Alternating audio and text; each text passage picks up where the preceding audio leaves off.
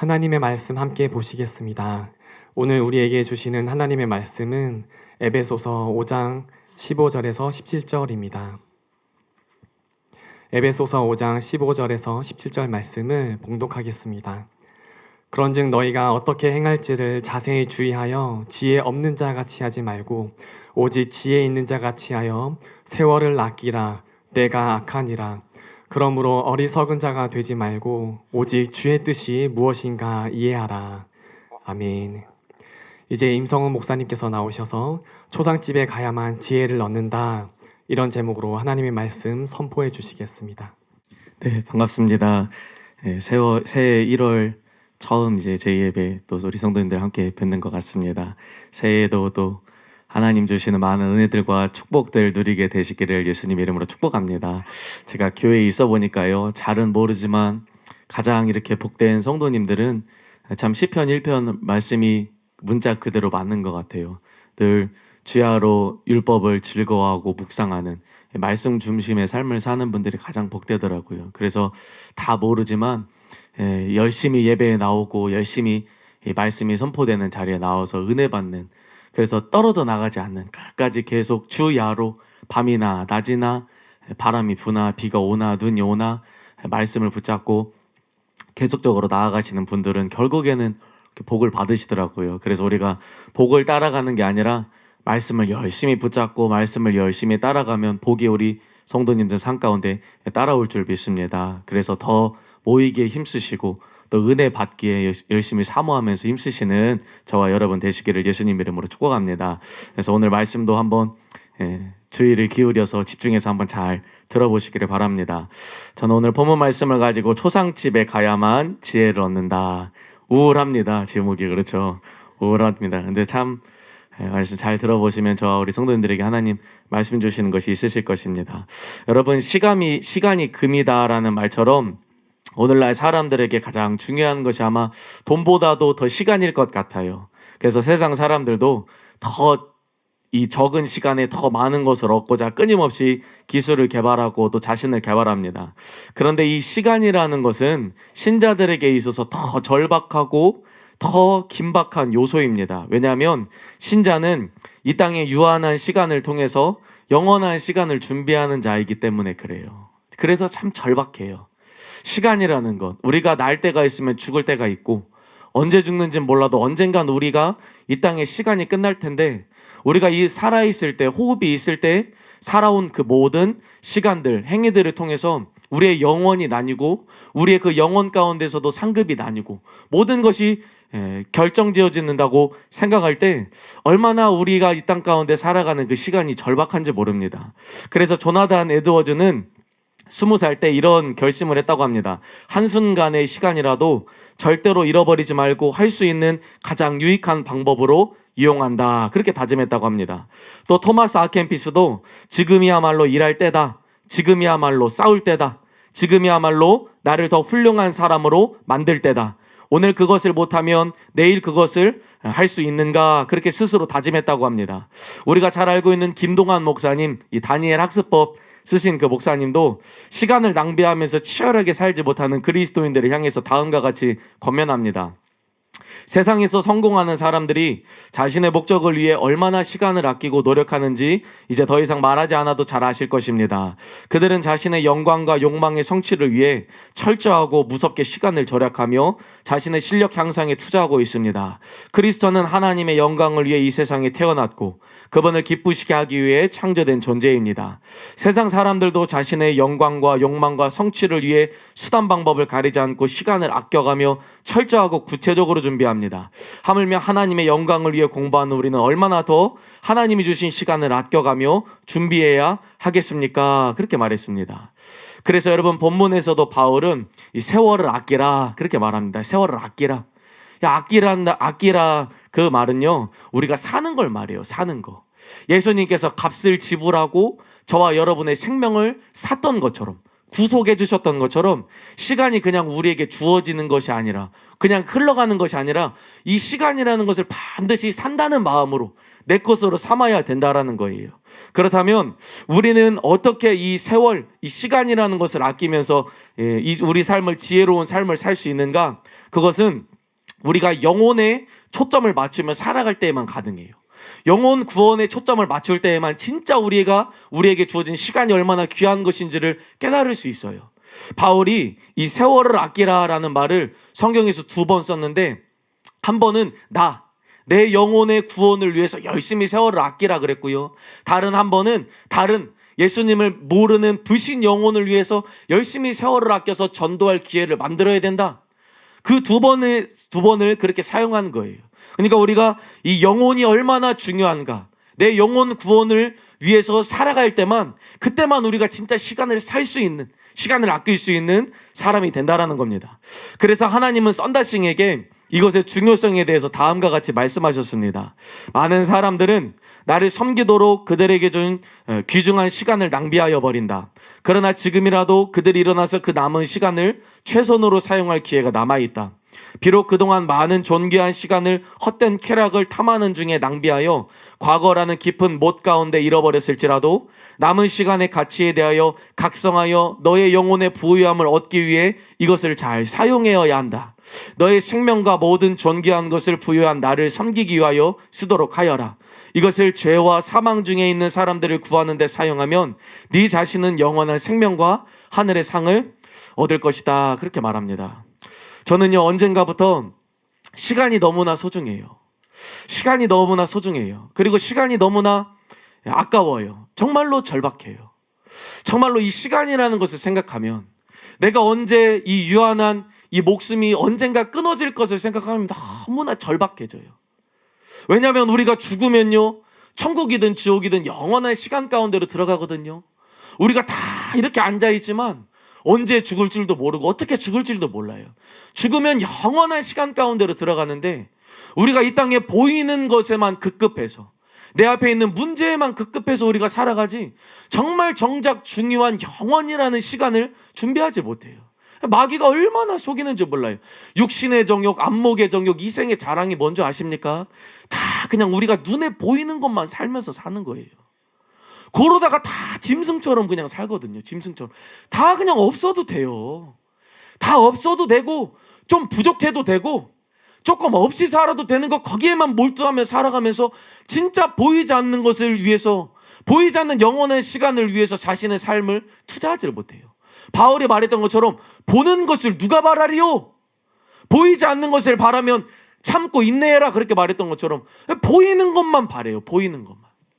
여러분, 저와 여러분들이 죽으면 영원한 천국과 지옥으로 나뉜다라는 이 사실을 생각해보면요, 참 절박합니다. 여러분, 절박해요. 막 눈물 나요.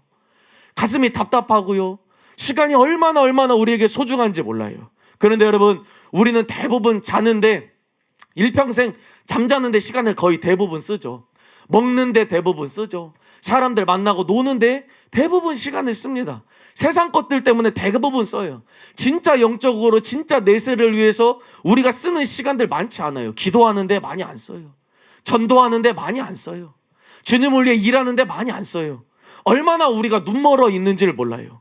여러분, 오직 우리의 영혼을 위해 사용하는 시간만, 오직 하나님의 나라와 하나님의 의를 위해 우리가 드리는 시간만 영원히 남게 됩니다. 여러분은 이 사실을 알고 계시고 믿으십니까? 여러분, 그렇게 시간을 사용하고 계십니까? 따라서 세상에서 가장 시간을 아낄 수 있는 방법은 세상에서 가장 가치 있는 것을 위해 우리 시간을 쓰는 것입니다. 그렇다면 세월을 아끼기 위해 절대적으로 필요한 게 뭘까요? 그것이 바로 본문에서 말하는 지혜입니다. 지혜가 얼마나 중요한지 몰라요. 왜 저 사람은 저렇게 살까? 왜 저 사람은 저렇게 인생을 허랑방탕하게 낭비하며 살까? 딱 한 가지예요. 지혜가 없어서 그래요. 지혜가. 하나님께서 주시는 지혜와 지식이 없기 때문에 그렇게 사는 것이에요. 그렇다면 오늘 본문에서 말씀하는 이 지혜는 우리로 하여금 어떻게 세월을 아낄 수 있도록 우리에게 은혜를 베풀까요? 첫째로 한번 따라해 볼까요? 지혜는 신중함을 준다. 본문 말씀 제가 다시 한번 읽어드리겠습니다. 그런즉 너희가 어떻게 행할지를 자세히 주의하여 지혜 없는 자 같이 말고 오직 지혜 있는 자 같이 하라. 그렇게 말합니다. 우리가 어떻게 행할지를 자세하게 주의하게 한다 그래요. 지혜는 우리의 인생을 자세하게, 신중하게 주의하도록 만들어요. 이게 없으면요, 우리 인생은 낭비됩니다. 어디에 어떻게 투자하면서 내 인생을 던져야 될지를 몰라요. 그래서 큰 손해를 보죠. 여러분, 불신자들이 하나님 없이 죄 가운데 살아갑니다. 제가 모를 땐 몰랐는데 믿고 나니까, 하나님을 알고 나니까 이게 정말로 비상식적인 거예요. 불신자로 하나님 없이 살아간다는 거, 하나님 안 믿고 살아간다는 건 그 사람이 바른 것이 아니라 심각하게 뭔가를 잘못 알고 오해하고 미혹받고 실수하는 거예요. 그런데 왜 불신자들이 하나님 없이 살까요? 자세하게 곰곰하게 따져보면, 우주 만물을 보면, 세상 돌아가는 걸 보면 신의 존재를 인정하지 않을 수가 없는데, 주의하고 생각해보고 따져보면 하나님을 인정할 수밖에 없는데 왜 그럴까요? 그냥 덮어버리는 거예요. 그냥 미혹되어 있고 마음이 삐뚤어져 있는 거예요. 그냥 덮어버리는 거예요. 거기까지 생각이 미쳐지지가 않는 거예요. 왜 그렇죠? 다르게 말하면 이 신중한, 주의하는 이 집중력이 있는 지혜가 없기 때문에 그런 것이에요. 또 교회를 와도요, 교회 안에 명목상의 신자들이 많습니다. 진짜 구원받은 자가 아닌 사람들이 여기에도 많아요. 죄송합니다. 여기에도 많아요. 여기에도 많습니다. 그런데 왜 사람들이 자기가 하나님의 자녀도 아니고, 자기가 진짜 회개하지도 않았고 믿지도 않았고 자기가 천국 갈 자도 아닌데 왜 그 상태로 살아가는가? 그냥 듣기만 하지 자신의 모습을 말씀을 통해서 면밀하게 대조하지 않기 때문에 그래요. 다 선포되는 말씀이 자기랑 상관없는 말씀인데 그냥 듣는 거예요. 주의 깊게 그 말씀을 통해 자신을 비춰보고 살피지 않기 때문에 그래요. 다르게 말하면 신중한 지혜가 없기 때문에 그래요. 여러분, 이것은 또한 구원받은 신자들도 마찬가지예요. 여러분, 과거에는 구원받아가지고 뭐 하나님 사랑하고 처음 사랑, 처음 행위 다 있는데 시간이 지나면요, 팔복의 짠맛 다 없어집니다. 서기관과 바리새인보다 나은 의로운 삶을 살지 않아요. 처음 사랑과 처음 행위 다 잃어버리고 그냥 명목상의 신자와 다를 바 없이 살아가요. 그런데 자신은 대단한 그리스도인이라고 생각해요. 과거에 그렇게 했으니까. 과거에 그런 경험이 있으니까. 그러면서 오늘날에는 지금은 그렇게 안 사는데 자신에게 착각해요. 왜 그럴까요? 자신이 주의 깊게 그 말씀을 자신과 살펴보지 않기 때문에 그래요. 수많은 사람들에게 이 일이 일어나요. 이처럼 이 사람들의 신중하지 못한 부주의로 인해서 심각한 위험을 초래합니다. 존 라일은 이러한 위험성에 대해서 다음과 같이 경고합니다. 수많은 영혼들이 지금도 계속해서 지옥의 불못으로 떨어지는 한 가지 분명한 이유는 생각 없이 부주의하게 살아가기 때문입니다. 자기 주변을 살피지 않고 부주의하게 살아서 이르게 될 최후와 그 분명한 결과를 예상하지 못하다가 결국 부주의함 때문에 정죄에 이르게 되는 것입니다. 그렇게 말합니다. 여러분, 왜 사람들이 이 말씀을 들을 때 자신의 삶을 면밀하게 대조해보고 비교하고 수정하고 신중하고 주의 깊게 살피는 일을 잘 안 하는 줄 아십니까? 왜 그런지 아십니까? 이 일이요, 상당히 피곤해요. 이 일이 상당히 피곤한 일이에요. 그리고 우리 육신 자신이 별로 원하지가 않아요. 설교가 회개하라고 하는 거고 바르게 살라고 하는 거고 우리를 변화시키라고 하는 건데 별로 보기 싫거든요. 이거를 면밀하게 보고 그리고 우리 하나님의 말씀은 다 우리 마음에 관한 이야기잖아요. 우리 삶의 은밀한 행위들에 관한 이야기잖아요. 요 삶을 면밀하게 따져보고 신중하게 주의 깊게 내 삶을 살피면서 고치고 수정해 나가는 작업은요, 쉬운 작업이 아니에요. 듣기는 쉽죠. 행하기는 어려워요. 야고보 사도가 말하는 거예요. 너희는 말씀을 행하는 자가 되고 듣기만 하여 자신을 속이는 자가 되지 말라. 그러면서 무슨 비유를 들어요? 거울 보는 비유를 들잖아요. 율법을 지키는 자는 거울을 보고 행하는 자다. 자신의 모습을 바꾸는 자다. 듣기만 하고 행하지 않는 자는 거울을 보고 뒤돌아서는 까먹어버리고 잊어버리는 자다. 그 사람은 복을 못 받는다 그러잖아요. 어려운 작업이에요. 말씀을 들을 때에는 뭔가 깨달아지고 알아지는데 이걸 가지고 내 마음과 삶을 바꾸는 것은 아주 피곤한 작업입니다. 아주 힘든 작업이에요. 아주 어려운 작업이에요. 끈질긴 관심과 집요한 주의가 요구되기 때문에 많은 사람들이 듣기는 잘 듣는데 안 행해요. 그런데 여러분, 그래서 사람들이 그냥 말씀 대충 들어요. 저 말씀이 하나님 말씀인가 사람의 말인가, 저 말씀이 목사가 하는 말인가 진짜 하나님 말씀인가, 저 말씀대로 살면 되는가 안 되는가 잘 따져보지 않아요. 그냥 들어요. 또 듣고도 가면 다 잊어버려요. 주의 깊게 살피지 않고 그냥 대충 살아가요. 여러분, 그런데 여러분, 이게 사람의 본성은 그렇지만 자신의 삶의 주의를 살피는 것은요, 우리 사람의 지식과 지혜로 되는 게 아니라 하나님이 주신 은혜로 가능해요. 이 지혜는 내 삶에 주의 깊고 신중하게 살피는 것은 하나님이 주시는 은혜로만 가능하다는 것을 저와 여러분들이 아셔야 돼요. 디도서 2장에 보니까 모든 사람에게 구원을 주시는 하나님의 은혜가 나타나 우리를 양육하시되, 어떻게 양육한대요? 경건하지 않은 것과 이 세상 정욕을 다 버리고 신중함과 의로움과 경건함으로 이 세상에 살고 그래요. 어떻게 산대요? 신중하게 산대요. 신중하게. 근데 이게 뭐래요? 하나님이 우리에게 주시는 구원의 은혜래요. 뭡니까? 이 은혜가 없으면 구원을 못 받아요. 이 은혜가 없으면, 이 양육하신 은혜가 없으면 시간을 다 낭비해요. 자기가 뭐 했다 시간과 자기네 삶을 드리는지도 모른 채 그냥 다 세월을 허비해버려요. 왜요? 신중하지가 않기 때문에. 자신의 삶을 주의 깊게 살필 수 있는 이 눈이 없어요. 자기가 어떻게 살아가는지, 어떤 길을 걷는지 보지를 못해요. 그래서 여러분, 이 신중함은요, 구원을 주시는 하나님의 은혜예요.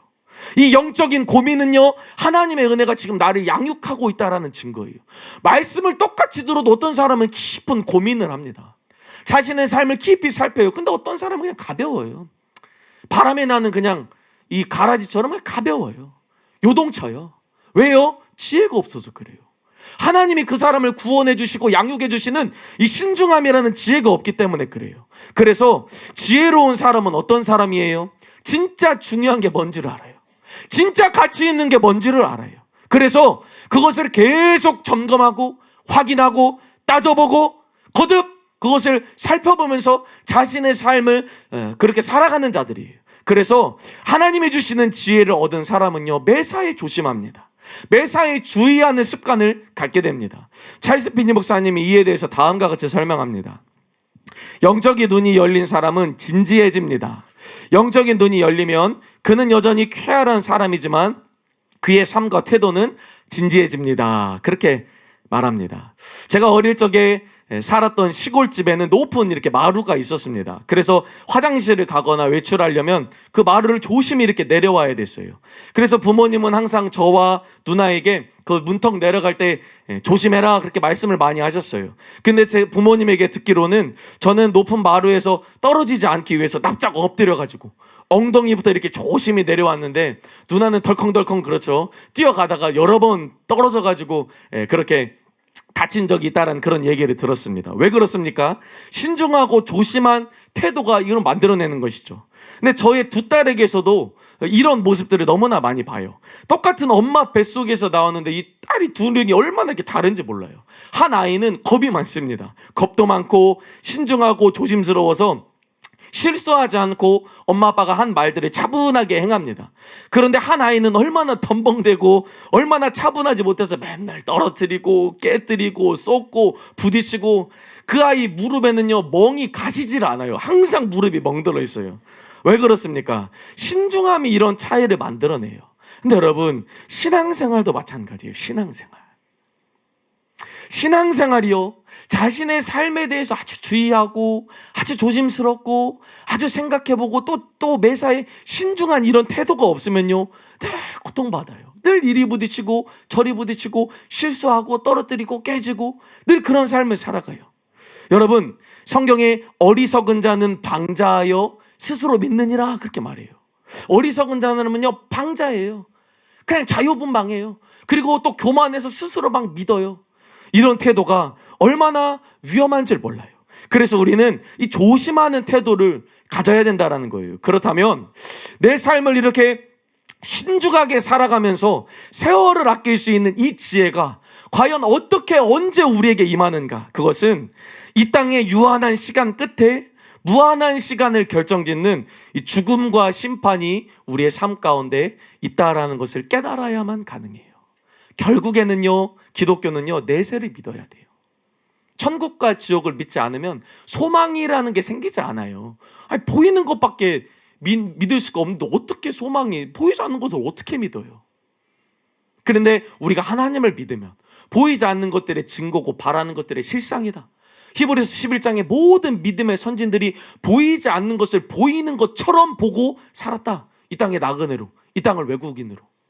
그렇게 될 수밖에 없어요. 어떻게 그 보이지 않는 하나님을, 보이지 않는 천국을 위해 내 삶을 버려요.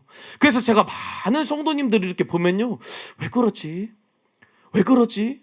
왜 저렇게 결국에는 세상을 따라가지? 왜 가시밭처럼? 왜 돌밭처럼? 믿음이 있는 것 같은데, 신앙생활을 하는 것 같은데 왜 그러지?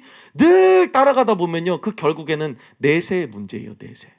그 사람이 진짜 천국과 지옥을 믿지 않는가, 믿는가, 거기에 따라 달려 있어요. 여러분, 지혜가 여기서부터 옵니다. 진짜 우리 시간을 아낄 수 있는 지혜는요, 내세를 깨달을 때, 천국과 지옥이 있다는 걸 깨달을 때 우리 삶의 주의함을 갖게 된다는 거예요. 그것이 시편 90편에 잘 나와 있죠. 네 구절인데 우리 한번 같이 한번 읽어보겠습니다. 시작. 우리의 모든 날이 주의 분노 중에 지나가며 우리의 평생이 순식간에 다하였나이다. 우리의 연수가 70이요 강건하면 80이라도 그 연수의 자랑은 수고와 슬픔뿐이요 신속히 가니 우리가 날아가나이다. 누가 주의 노여움의 능력을 알며 누가 주의 진노의 두려움을 알리이까. 우리에게 우리 날 계수함을 가르치사 지혜로운 마음을, 우리가 살아갈 날을 계수할 수 있는 지혜로운 마음이 어떻게 알 수 있대요? 주의 노여움의 능력과 주의 진노의 두려움을 알 때 가능해요.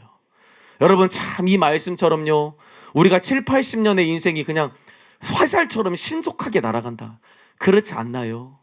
그렇지 않나요? 여러분, 인생을 많이 사는 게 중요한 게 아닙니다. 많이 살아봤자 아는 것은 결국에는 이딴 것들밖에 없어요. 연세가 많다고, 나이가 많다고 자랑하지 마세요. 영원의 시간에 비하면요, 아무것도 아니에요. 70년, 80년, 100년은요, 영원의 시간에 비하면 아무것도 아니에요. 그리고 우리가 깨달은 이 세상 지식과 지혜는 하나님의 어리석음보다도 못한 거예요. 진짜 지혜는 무엇입니까? 하나님을 경외하는 게 진짜 지식과 지혜의 근본입니다. 여러분, 믿습니까, 여러분? 진짜 나이가 많다고 지혜가 있는 게, 어린 아이라도 백발의 노인보다 지혜가 더 승할 수 있다고 성경은 말하고 있어요. 진짜 하나님을 경외하는 것. 그런데 하나님을 어떻게 경외합니까? 하나님의 진노의 두려움, 그 분노의 능력, 진노의 능력, 분노의 두려움, 다르게 말하면 지옥 형벌을 깨달아야만 가능해요. 그걸 아셔야 돼요. 사람이 하나님이 떠난 인생이 죄인들이고 죄의 싹스로 내가 이 마지막 숨을 거두면 지옥 형벌을 받는다라는 것. 하나님이 그 끔찍한 지옥 형벌에서 내가 살아가야 될 거, 이거 못 깨달으면요, 구원도 못 받고요.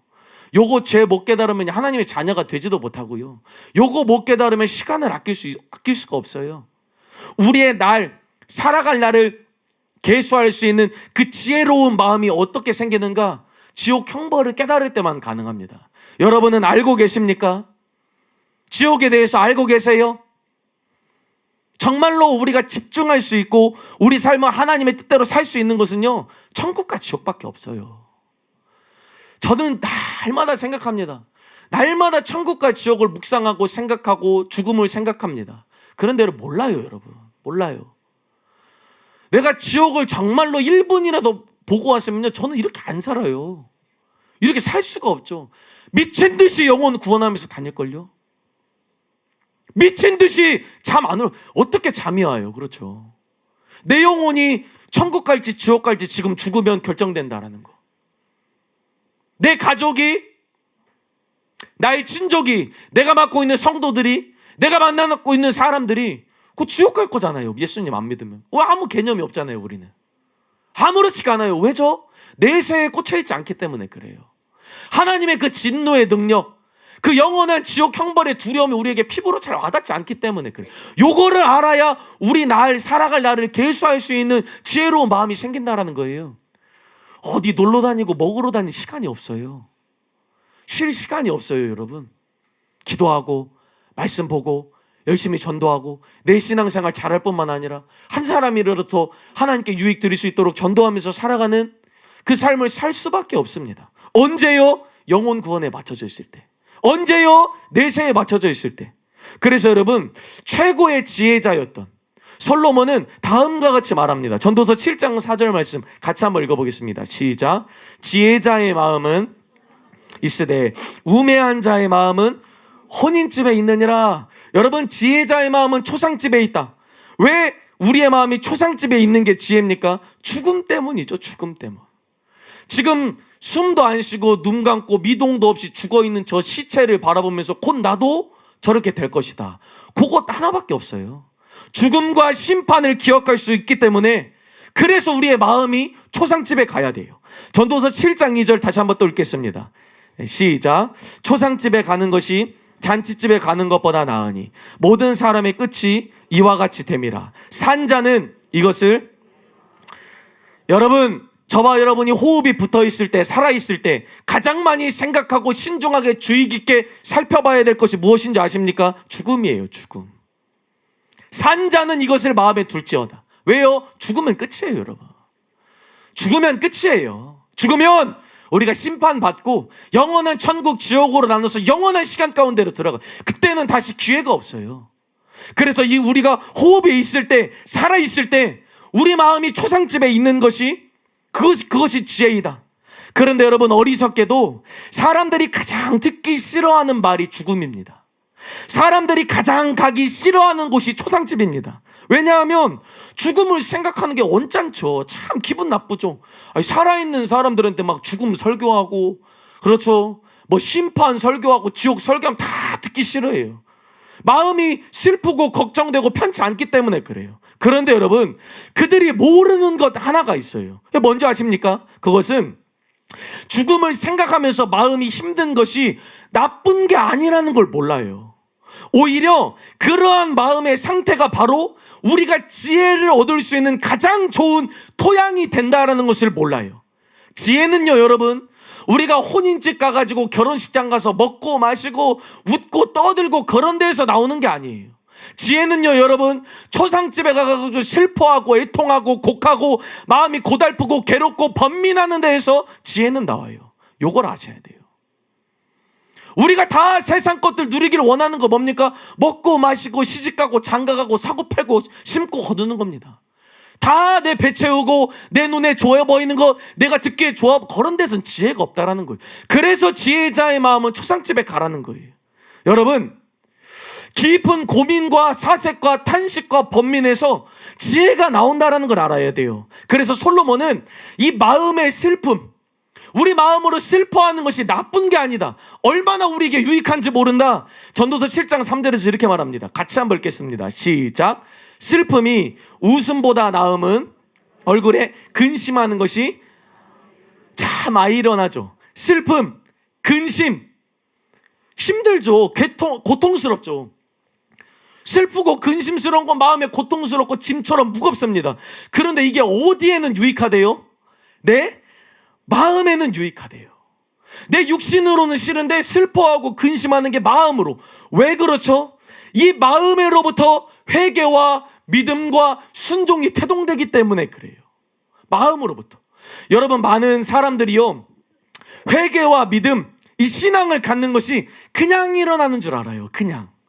어떤 사람은 목사님 저도 회개하기를 원해요, 뭐 믿기를 원해요, 순종하기를 원해요. 근데 딱 보면요, 준비가 안 돼 있어요. 뭘로요? 아주 마음이 부요해요. 마음이 아주 부요해요. 아직 그냥 뭐 그렇게 하나님을 전적으로 찾지 않아도, 그냥 하나님께 이렇게 매달리지 않아도, 뭐 하나님께 밑보이지 않아도 충분히 살아갈 만한 모든 것들을 다 준비해놓고 믿기를 원해요. 그런 데서는 안 일어나요, 여러분. 그런 데에서는 회개가 안 일어나요. 회개가 마음으로부터 회개하고, 믿음도 마음으로부터 믿고, 순종도 마음으로부터 일어나는데, 회개와 믿음과 순종이 일어날 수 있는 마음의 토양이 있어요. 그게 뭔지 아십니까? 하나님의 뜻대로 하는 근심이 있어야 돼요. 여기에서 일어나요. 세상 근심은 사망을 이루고, 하나님께서 주시는 근심은 후회할 것이 없는 회개를 이룬다, 그렇게 말해요. 회개가 어떻게 일어나는지 아십니까? 말씀을 들었을 때 이 하나님이 주시는 좋은 긍정적인 근심들이 막 내 마음 가운데 오는 거. 내가 죄인인가? 이게 내 죄인가? 하나님이 살아 계신가? 하나님이 나를 심판하시나? 지옥이 있나? 그럼 내가 지옥 가는가? 나는 저주의 자식이고 진노의 자식인가?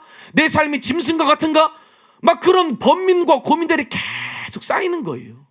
근심들이 계속 쌓여요. 그래서 그 주시는 근심과 번민과 슬픔과 걱정 때문에 회개가 일어나는 거예요. 그렇죠? 회개해 보신 분들은 다 이렇게 회개가 일어나요. 여러분, 여러분들의 인생을 변화시킨 어떤 결정적인 시기와 사건이 있으십니까? 또 여러분들의 인생에서 가장 큰 은혜를 꼽아볼 만한 그런 하나님이 주신 은혜 시기가 있으십니까? 저에게 꼽으라고 하면 저는 주저없이 고등학교 때 시작된 이 죽음과 내세에 대한 집요한 고민을 꼽을 것입니다. 교회 오랫동안 다녔죠. 예수님 못 만났지만 고등학교 때 이 죽음과 내세에 대한 고민에 사로잡혔었어요. 온 우주 만물과 사람은 어떻게 만들어졌지? 또 사람이 죽으면 어떻게 되지? 정말 내세, 이 천국과 지옥은 있는가? 나는 어릴 적부터 교회에 다녔는데 진짜 천국에 갈 사람인가 지옥에 갈 사람인가? 여기에 완전히 사로잡혔어요. 뭐 하루 이틀 한 달 뭐 1년 2년이 아니에요. 고등학교 때부터 대학교까지 군대에 갔다 와서까지 이 죽음에 대해서 내세에 대해서 완전히 꽂혔어요. 그래서 하나님의 인도하심 따라서 여러 과정을 겪으면서 사랑하는 교회에 오게 되었고 또 말씀을 통해서 회개하고 살아계신 하나님을 만나고 영원한 천국을 소망하는 자로 변화될 수 있었습니다. 그런데 이런 큰 축복이 어떻게 일어났습니까? 제 마음이 초상집에 있었기 때문에 그래요. 늘 저의 마음은 죽음에 꽂혀 있었어요. 죽음을 생각하면서 고민하고 번민하고 탄식함으로 제 마음이 가득 차 있었기 때문에 그래요. 이처럼 회개가 어떻게 일어나는가? 바로 하나님이 주시는 고민과 번민과 슬픔과 탄식과 애통, 그런 마음의 상태가 되어야만 그때 회개와 믿음이 생기는 거예요. 그래서 예수님이 말씀하신 팔복, 그 뭡니까? 진짜 사람에게 축복이 뭐예요? 다 마음이 고통스러운 거잖아요. 마음이 가난한 거, 그렇죠. 마음이 애통한 거, 마음이 굶주리고, 마음이 그렇죠. 목마른 거, 다 마음이 번민하고 고통하고 슬프고 마음이 힘든 거, 그게 복이래요, 여러분. 왜요?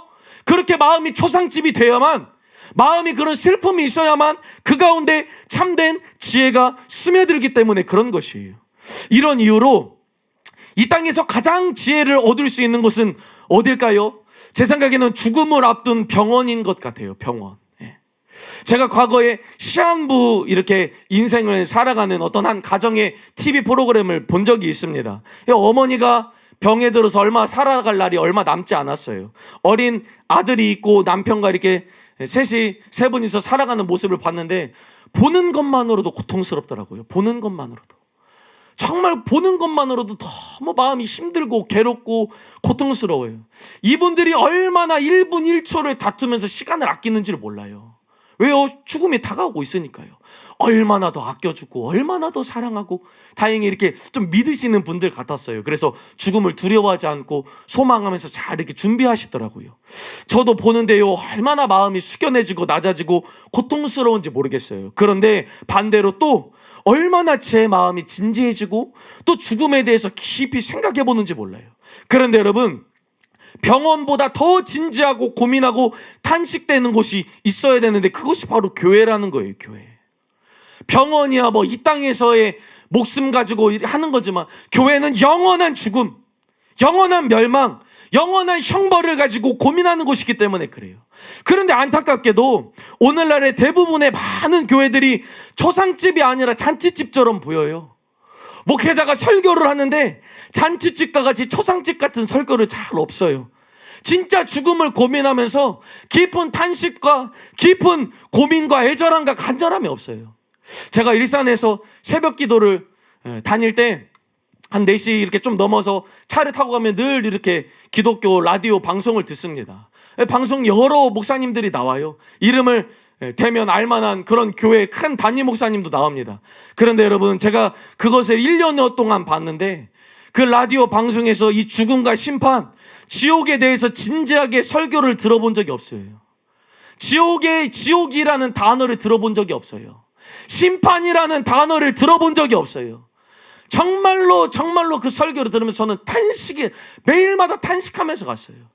분명히 저 큰 교회에 저 설교를 듣고 천국 갈 사람이 몇 명이나 되겠는가? 세상 쾌락 따라 사는 사람들도 많을 거고, 돈 사랑하며 사는 사람도 많을 거고, 음란하며 사는 사람도 많을 텐데, 지옥 설교를 한 번도 안 하는 저 목사는 진짠가 가짠가? 저는 정말 탄식이 나, 화가 나요.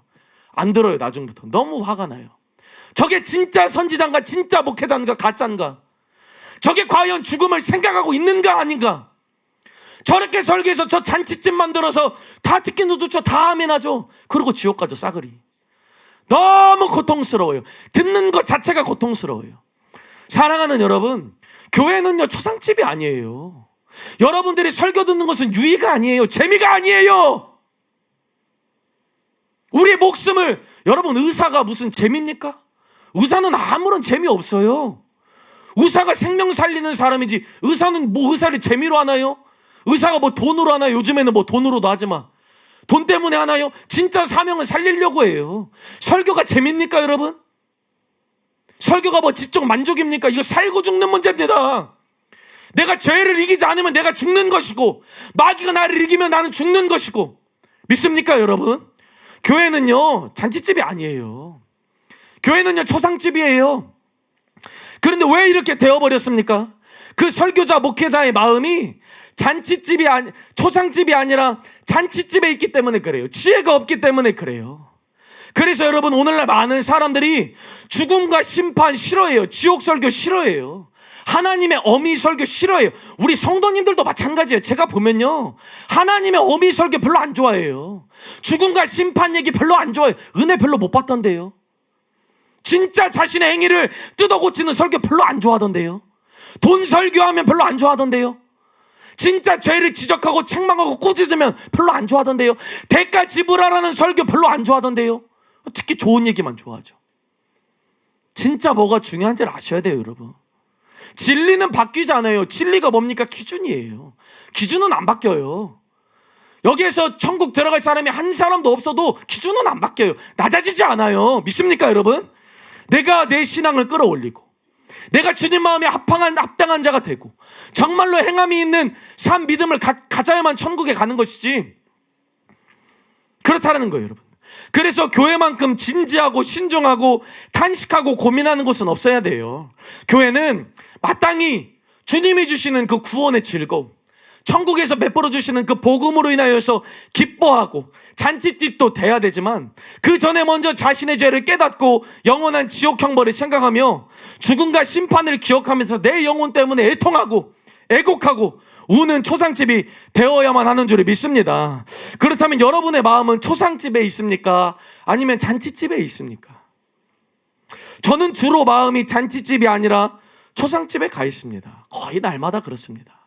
제 자신의 삶뿐만 아니라 저는요 저의 부모님을 봐도 아무것도 보질 않아요. 저는 제 아내, 제 아이들, 우리 성도님들, 제가 만나는 사람 아무것도 안 봐요. 그 사람이 어디 집에 사나, 뭔 차 끌고 다니나, 무슨 일 하나, 무슨 옷 입고 다니나, 뭐 하면서, 아무 관심이 없어요. 저 사람이 죽으면 천국 갈 것인가, 지옥 갈 것인가, 그거밖에 없어요. 그것도 막연하게 생각하지 않아요. 저 사람이 진짜로 모든 영역에 있어서 준비가 되어 있는가. 자기 딴에는 다 신앙생활 잘한다고 생각하죠. 그렇지 않고 진짜 말씀에 입각해서 정말로 하나님께서 원하시는 그런 열매를 풍성하게 맺고 있는가, 그거밖에 안 봐요. 여러분, 신앙생활은요 고민의 연속이에요. 신앙생활은요 진지함의 연속이고 신중함의 연속이에요. 그래서 참된 지혜는 그냥 얻어지는 것이 아니라 진지하게 생각하고 고민하고 탄식하며 얻어지는 거예요. 그리고 그 신중함은 우리의 죽음을 생각할 때 나오는 거예요. 그러므로 여러분, 죽음과 심판에 대해서 생각하게 되시기를 축복합니다. 그리고 천국과 지옥에 끊임없이 고민하며 우리의 삶을 신중하게 살아가야 돼요. 그런데 안타깝게도 많은 사람들이 이러한 고민에 주의하질 않아요. 그리고 자신의 세월을 허랑방탕하게 살며 멸망으로 치닫고 있어요. 이사야 48장에 보면 너희의 구속자시오 이스라엘의 거룩하신 이이신 여호와께서 이르시되 나는 내게 유익하도록 가르치고 너를 마땅히 행할 길로 인도하는 내 하나님 여호와라. 네가 나의 명령에 주의하였더라면 내 평강이 강과 같았겠고 내 공의가 바다 물결 같았을 것이며, 그렇게 말합니다. 불신자들도 다 먹고 사는 것 때문에 그렇게 살고, 믿는 신자들도 자신의 영혼에 대해서 진지하고 신중한 고민이 없이 그냥 함부로 보고 함부로 듣고 함부로 말하고 함부로 내 물질과 내 삶과 시간을 허랑방탕하게 사는 것을 보면 얼마나 우리가 세월을 낭비하고 있는가 살펴보게 돼요. 또 그러한 부주의함으로 인해서 심판대 앞에서 우리가 정죄를 받고 멸망을 받을 위험성이 얼마나 큰지를 모릅니다. 사랑하는 여러분, 우리의 영원한 삶을 결정짓게 될 이 땅에서의 시간은 우리 생각처럼 많이 남지 않았어요. 그것을 아셔야 돼요. 많이 남지 않았어요, 여러분. 우리가 이렇게 편안하게 설교 들을 때가 얼마 안 남았어요. 여러분, 긴장하셔야 돼요. 말씀을 들으시면서 긴장하셔야 돼요. 시간 때문에 내 영혼이 달려있고요. 내가 조금만 더 일하면요, 내가 조금만 더 수고하면요, 영혼을 얻을 수 있어요. 천하보다 귀한 영혼을 얻을 수 있어요. 내가 조금만 더 내 거 아끼면요, 내가 쓸 시간, 내가 쓸 물질, 내가 조금만 포기하잖아요, 영혼을 얻을 수 있어요. 눈이 떠지십니까? 눈을 뜨고 계십니까? 모르니까 땅만 보이는 거예요. 여러분, 많이 남지 않았어요. 얼마 남지 않았습니다. 지금 연세가 많으신 분도 계시죠? 정말로 열심히 탄식하며 번민하며 하나님 앞에 부르짖으셔야 돼요. 여러분, 말년에 할 거 회개밖에 없어요. 말년에 할 거 회개밖에 없어요. 철저하게 하나님 앞에서 자신의 삶을 돌아보면서 철저하게 자기가 범했던 거, 죄들 기억하면서 회개하고 자백하고 하나님 앞에 설 수 있는 준비를 하게 되시길 축복합니다. 그런데 여러분, 제가 이렇게 잘 안 되더라고요. 그래서 어려워요. 제가 죽음을 앞둔 사람들도 전도를 많이 하죠. 안 돼요. 안 돼요. 잘 안 받아들여요. 언제요? 호흡이 떨어질 때까지도 안 받아들이시더라고요. 제가 과거에도 전도를 하죠. 어떤 분을 전도를 하면 교회에 관심도 없고 교회 뭐 오지도 않죠. 그런데 이제 노년에 몸이 아프시니까 너무 고통스러우니까 늘 이제 전도하시는 이제 신우이 권사님 따라서 이제 와요. 전도를 해도 듣지도 않아요. 교회는 와도 듣지도 않아요. 듣지도 않고 뭐 너는 말해라 나는 안 듣는다. 그래서 그분이 이제 더 병세가 악해져서 이제 이게 호흡도 없으시고 콧줄 끼시고 누워 계세요. 그래서 이제 거기 찾아가요. 말도 못하고 듣기만 하시죠. 전도를 합니다. 전도를 하고 이제라도 하나님 앞에 서고 회개하시고 천국 갈 준비하시라고 하면 눈물을 툭툭 흘리시더라고요. 눈물이 툭툭 흘려요.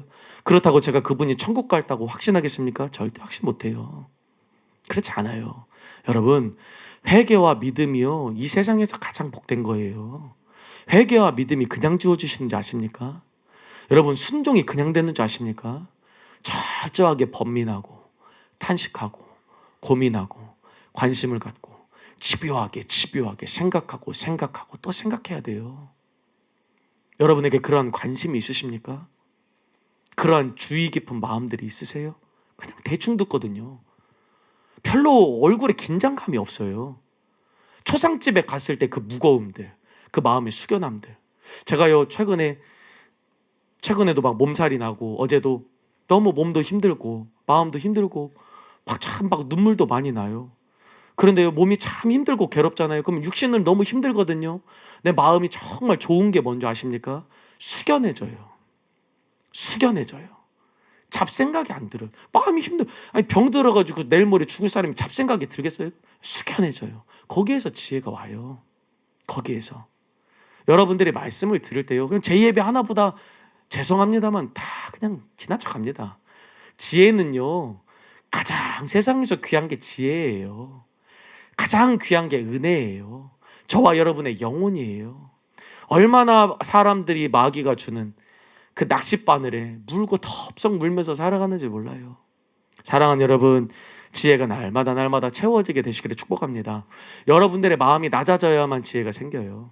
그걸 아셔야 돼요. 여러분들의 마음이 낮아지셔야 돼요. 네. 그래서 신앙생활 가장 잘하는 사람은요, 날마다 이 팔복의 마음을 갖고 있는 사람들이 신앙생활 가장 잘하는 사람이에요. 날마다 마음이 가난한 사람, 날마다 애통하면서 하나님 앞에 우는 사람, 날마다 마음이 가난하고 마음이 굶주리고 배고픈 사람, 이 사람이 신앙생활 가장 잘하는 사람이에요. 거기에 하나님 은혜가 임하고 거기에 하나님 지혜가 임해서 그래야만 순종할 수 있거든요. 사랑하는 성도 여러분, 마음을 낮추게 되시기를 축복합니다. 여러분, 죽으면 천국 갈 수 있으시겠어요? 지금 여기 앉아 계시는 분들 천국 갈 수 있으시겠어요? 분명한 열매를 맺고 계셔요? 자신의 삶을 잘 돌아보면서 지혜를 통해서 신중함으로 주의하면서 여러분들의 세월을 아끼게 되시기를 예수님 이름으로 축복합니다. 결론을 맺겠습니다. 저는요, 죽음과 심판을 생각하고 고민할수록 한 가지 탄식밖에 안 나와요. 그것은 이 사람의 짧은 인생이 끝나면 영원한 천국과 지옥으로 나뉜다. 이것을 생각하면요, 참 고통스럽습니다. 참 탄식하게 돼요. 참 번민하게 돼요. 내가 사랑하는 나의 부모님, 내가 사랑하는 나의 친척, 나의 아내, 내 자녀들, 내가 맨날 이렇게 만나는 우리 성도님들, 또 내가 지나치는 수많은 사람들, 우리가 다 깨끗한 옷 입고 있고 이 땅에서는 잘 살아가고 있는데 이 사람이 죽으면 영원한 천국과 영원한 지옥으로 나눈다. 몰라서 지금은 저렇게 살고 있지만 죽으면 지옥 간다. 마음이 고통스럽습니다. 마음이 고통스러워요. 잠이 안 와요. 마음이 눌려요. 사랑하는 여러분, 수많은 사람들이 마치 죽지 않을 것처럼, 심판을 받지 않을 것처럼 그냥 세월을 허랑방탕하게 낭비하며 보내는 모습들이요, 너무나 기가 막힙니다. 너무나 탄식이 나오고 기가 막히는 현실이에요. 그래서 우리 모두에게 반드시 필요한 것이 바로 지혜입니다. 지혜. 그리고 이 지혜는 우리의 삶을 신중하고 진지하게 돌아보게 만들어요. 그러므로 우리는 이 세상에서 그 무엇보다 이 하나님께서 주시는 지혜가 얼마나 가치 있는지를 깊이 깨달아야 됩니다. 잠언 4장 7절에 보니까 지혜가 으뜸이니 지혜를 얻어라. 네가 가진 모든 것을 다 바쳤어라도 명철을 얻어라. 또 잠언 3장에도 보면 지혜를 얻은 자와 명철을 얻은 자는 복이 있나니 이는 지혜를 얻는 것이 은을 얻는 것보다 낫고 그 이익이 정금보다 나음이니라. 지혜는 진조보다 귀하니 네가 사모하는 모든 것으로도 이에 비교할 수 없도다. 그렇게 말합니다. 제가 앞으로 이 지혜의 가치에 대해서 좀 나눠야 되겠다, 우리 성도님들랑 그런 생각이 들더라고요. 여기에서 지혜가 얼마나 중요하다고 말해요. 솔로몬이 뭐라고 말해요? 네가 가진 모든 것을 다 바쳐서라도 지혜를 얻어라. 이렇게 말해요. 또 네가 사모하는 모든 것으로도 지혜와 비교할 수 없다. 이렇게 말해요. 진짜 천국의 가치를 깨닫는 자는요, 요렇게 돼요. 진짜 제자가 돼요. 예수님을 따라가는 것이 가장 뒤에요. 믿습니까, 여러분? 여기에 아멘을 할 수 있어야 돼요. 여기에 내가 아멘을 할 수 있어야 돼요.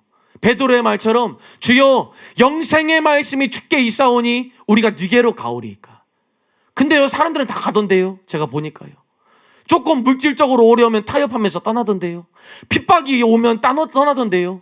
지혜는요, 여러분, 우리의 모든 것을 다 바쳐서라도 우리가 얻어야 되는 거예요. 우리가 사모하는 모든 것보다도 지혜가 더 귀하다라는 거예요. 그러므로 천하보다 귀한 내 영혼을 위해서 지혜의 절대적인 가치를 깨닫고 지혜 얻기에 힘쓰는 저와 여러분 되시기를 예수님 이름으로 축복합니다. 여러분의 마음이 잔치집에 있으면 안 돼요. 여러분의 마음이 날마다 죽음과 심판을 기억하며 묵상하며 준비하는 삶을 사셔야 돼요. 믿습니까, 여러분? 여러분 마음 가운데 하나님이 주시는 후회할 것이 없는 근심이 가득 차게 되시기를 축복합니다. 여러분들의 영혼을 보면서 애통하며 우는 자가 되시기를 축복합니다.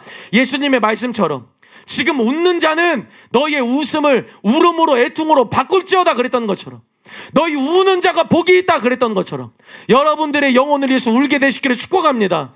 예수님께서 말씀하셨던 것처럼 나를 위해 울지 말고 너와 네 자녀를 위해 울라 말씀했던 것처럼 여러분 영혼을 위해 울며 영혼을 위해 살며 영혼을 위해 세월을 아낄 수 있는 저와 여러분 되길 예수님 이름으로 축복합니다. 그래서 이 시간에 기도할 때에는 내가 진짜 죽으면 천국 갈 것인가 지옥 갈 것인가 살펴보면서 하셔야 돼요. 하나님이 주시는 기회예요, 여러분. 우리가 모든 것을 집중해서 얻어야 되는 것은 바로 하나님의 말씀이 선포될 때 그 말씀 듣고 은혜 받는 거예요, 여러분.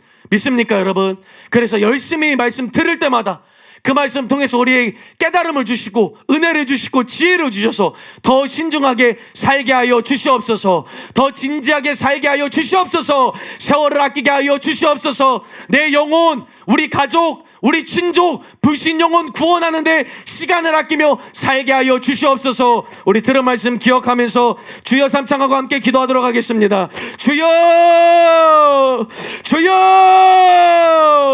주여. 하나님 아버지, 우리에게 은혜 베풀어 주시옵소서. 간절히 기도하세요. 우리 성도님들 간절히 예수님의 이름을 부르며 기도하세요. 예수님 축복하여 주시옵소서. 예수님 축복하여 주시옵소서. 예수님 은혜 베풀어 주시옵소서. 여러분들의 미래를 여러분들은 알고 계십니까? 여러분 바칠 여러분들의 영혼의 시간을 여러분들은 짐작하고 계십니까? 여러분들이 죽으면 영원한 천국과 지옥으로 나누게 될 거라는 것을 알고 계십니까? 내 죄를 회개하지 않으면, 내가 정말로 거듭나서 하나님의 자녀가 되지 않으면 하나님의 진노, 하나님의 분노가 우리에게 임한다라는 것을 여러분들은 알고 계십니까? 초상집으로 가세요. 초상집으로 가세요. 여러분들의 마음을 잔치집에 두지 말고 초상집으로 가세요. 여러분들의 죽음을 생각하며 여러분 은혜를 구하세요. 하나님께서 은혜를 주시면요, 알게 됩니다. 깨닫게 됩니다. 내 영혼의 모습에 대해서, 또 우리에게 맞닥뜨릴 그 미래에 대해서 눈을 열어주십니다. 여러분, 세월을 아끼세요. 세월을 아끼세요. 세월을 아끼세요. 정말로 정말로 말씀을 들을 때마다 우리는 최선을 다해서 마음을 쏟으며 우리가 얻기를 원하는 그 무엇보다 지혜를 얻기 위해서 힘쓰고 애쓰셔야 돼요. 여러분들의 웃음을 울음으로 바꾸세요. 하나님께 기도하세요. 울 수 있도록 기도하세요. 내 영혼 바라보며 울 수 있도록, 나의 부모의 영혼을 바라보며 나의 자녀들의 영혼을 바라보며 울 수 있도록, 주님, 울지 못하는 우리의 연약함, 울지 못하는 우리의 안타까움, 하나님의 심판대 앞에서 울지 말고 지금 울어야 돼요. 하나님의 심판대 앞에서 단식하고 후회하지 말고 지금 단식하며 후회하며 내 삶을 아껴야 돼요. 하나님의 심판대 앞에서 회개하고 정신 차리고 순종할 걸 후회하면 안 돼요. 지혜를 받아야 됩니다. 우리가 지혜를 받아야 돼요. 여러분들이 지혜의 가치를 깨달아야 돼요. 하나님을 경외하는 것이 얼마나 우리 삶 가운데 중요한 것인지 알게 하여 주시옵소서. 아버지, 우리의 예배 시간이 초상집이 되게 하여 주시옵소서. 아버지, 은혜 베풀어 주시옵소서. 우리 성도님들에게 세월을 아낄 수 있는 은혜를 베풀어 주시옵소서. 열심히 모이게 힘쓰고, 열심히 기도하게 힘쓰고, 열심히 전도하게 힘쓰며 내 영혼 천국 가기 위해서, 나의 가족들 천국 가기 위해서 힘쓰게 하여 주시옵소서. 여러분, 세상 것들은 다 지나갑니다. 우리가 눈에 보이는 것 다 사라집니다. 여러분, 아무것도 가지고 가지 않아요. 아무것도 남김없이 우리의 영혼이 하나님 앞에 설 것입니다. 그런데 왜 그토록 우리는 눈에 보이는 것만을 바라보며 거기에 우리의 인생을 투자하고 있는지 여러분, 우리가 알아야 돼요. 정말로 세월을 아껴야 돼요. 여러분, 70년 80년 금방 손살같이 날아가 버리는 시간, 내가 만나는 사람들 가운데 전부 다 지옥 갈 사람들이 많은데, 주님, 영혼 구원위에 살게 하여 주시옵소서. 영혼 구원위에 살게 하여 주시옵소서. 날마다 죽음을 묵상하며 심판을 묵상하며 천국과 지옥을 묵상하며 살아갈 수 있는 지혜로운 우리 모두가 되게 하여 주시옵소서. 하나님, 축복하소서. 우리 모두를 불쌍히 여겨주소서. 죄를 떠나게 하여 주시옵소서.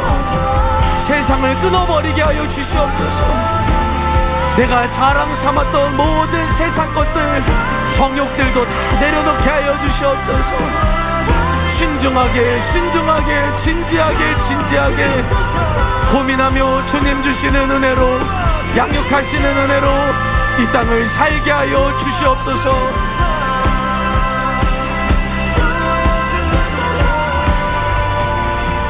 Heaven come, come a little closer tonight. Heaven come, I feel the fullness of life. Oh, heaven come. 존귀하신 예수님의 이름으로 기도드립니다. 아멘.